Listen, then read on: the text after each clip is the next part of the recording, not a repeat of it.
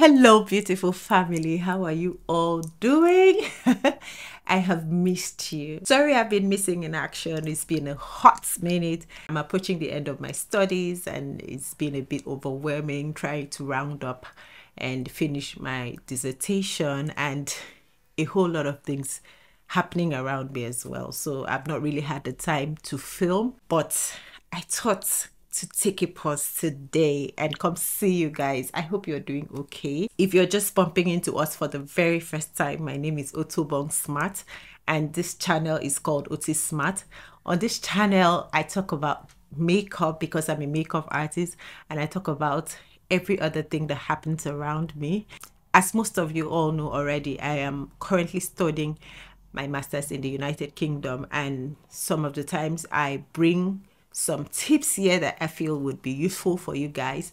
Today, I'm going to be sharing with you the essential things you should pack if you're traveling from your home country to another country, either as an international student or a permanent resident, okay? So this video is for people who are currently preparing to travel from their home country to abroad, to study or to reside, all right? I'll be sharing with you a list of basic things to pack. If this is something you're interested in and you would like to listen to, please stick around, don't go away. But before we start, if you're not yet subscribed to the channel, we'll be glad to have you in the family. Please click on the subscribe button and turn on your notifications so you get notified each time we share a content like this. All right? So without further ado, let's get on to the business of the day.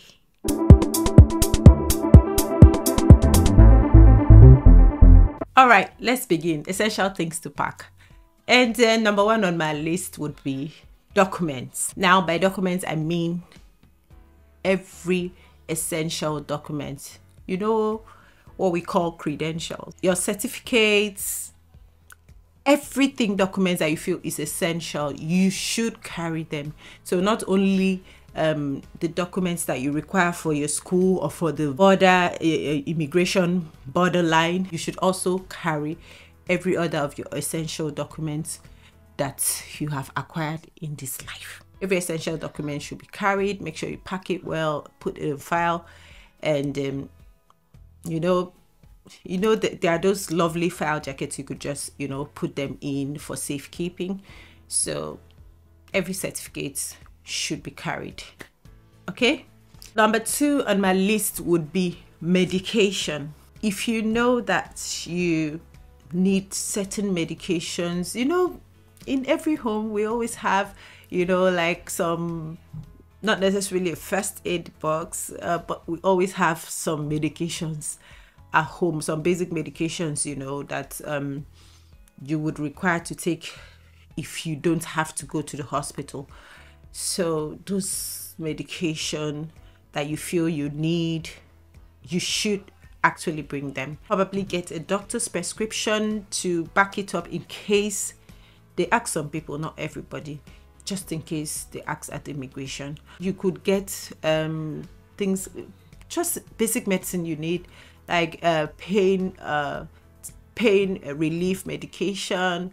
You should get antibiotics. It's very important. Antibiotics is not sold here over the counter. It's a very, very serious matter. Like, you have to be seriously sick before they give you antibiotics. If you know that you require antibiotics, please have them with you. And you might also need your vitamins. I'm not saying there are no vitamins here, but just your basic vitamins that you've been using and probably maybe you won't be able to find here or whatever. Just have them. If you have children, the basic medication for children that you always have around at home. And for yourself, if you have ailments that require special medication, please come with your medication. If you're asthmatic, make sure you're with your inhaler. You come with as much inhaler that you can. And if you're diabetic, you know the drugs to carry and all that, but make sure you have your basic medications. A lot of medications here you cannot buy over the counter. It has to come from doctor's prescription, and you have to be really sick, really sick, I mean, to get that prescription. Here, if you have headache, if you have a cold, if you have just anything, it's paracetamol they'll give you. Yes, if you have cold, if you have, it's paracetamol. That's their medicine here. It's paracetamol they will give you. So if you need any drug outside paracetamol, please bring your medication. Thank you very much. Okay, so let's move on to the next on the list, which would be clothes. Now, so many people make the mistake of you know, packing a lot of clothes, you know, filling up their boxes. It's totally unnecessary. You know, I'd like to go against the normal regular opinion or school of thought that you need to bring your clothes. You need to pack different kinds of clothing. I've seen a lot of people make a very long checklist. You know, I've seen it in all these groups, WhatsApp, Telegram groups, you know, YouTube. How you need to bring this clothes, bring that one. Please, if you have a wardrobe full of clothes, please start dashing them out. Give people your clothes. You don't need to bring a lot of clothes here. Fine. When I was coming, I brought a few natives, like traditional wear. You won't get to wear them quite often. You might wear it to church, but definitely not during winter, because it's going to be very cold and you don't want to wear traditional wear and then pull up a winter jacket and you'll be looking so funny. Okay, so basically during winter, the way you dress differs, because like you're trying to cover up because of the cold. So you don't want to go and be wearing some kind of, you know, yori stuff. Like, there's no show off in winter. You got to cover up. If you're bringing your traditional wears, please bring a few. I'm not saying don't bring at all, bring a few.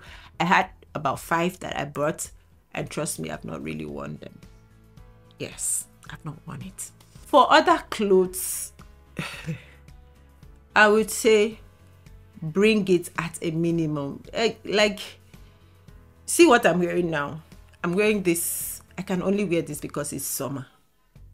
And if you end up bringing all these light clothes, I mean, most of you are coming in this September, and by September we are already in fall, which is towards winter, and you won't be needing this type of clothes. So instead of you to fill up your boxes with summer clothes, please use the space to fill up something else that is important. Probably a few pair of jeans, a few tops, and that you could just, you know, use before you get here and shop for clothes. Another mistake I made in terms of clothes is that I got a lot of winter jackets. I think I got about up to 5. And if you know what winter jackets does, it fills up a lot of space. I mean, if you fold 3 winter jackets into your box, it's filled already. Like, everywhere is filled up, and it won't even get to weigh up to 24 kg. So that's, you're wasting kg.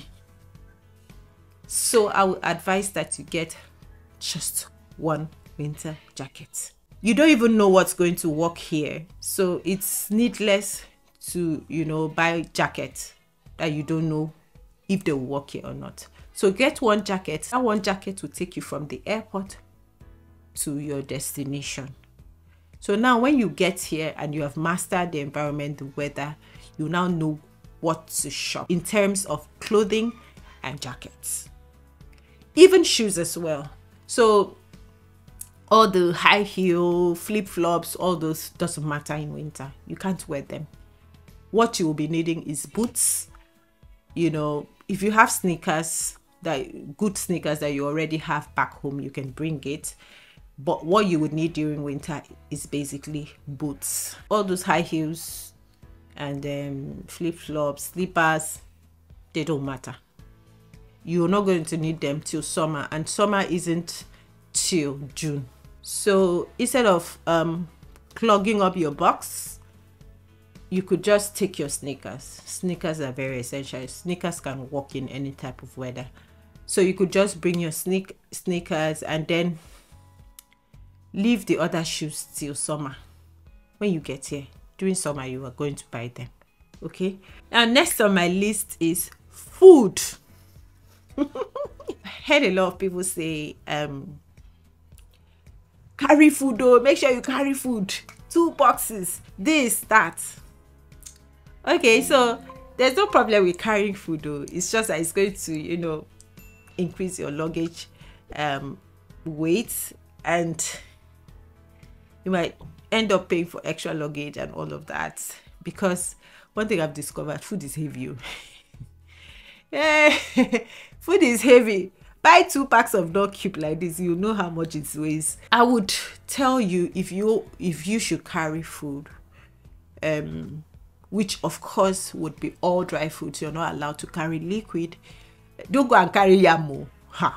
I've seen I've seen somebody that carried yam, carry cocoa yam.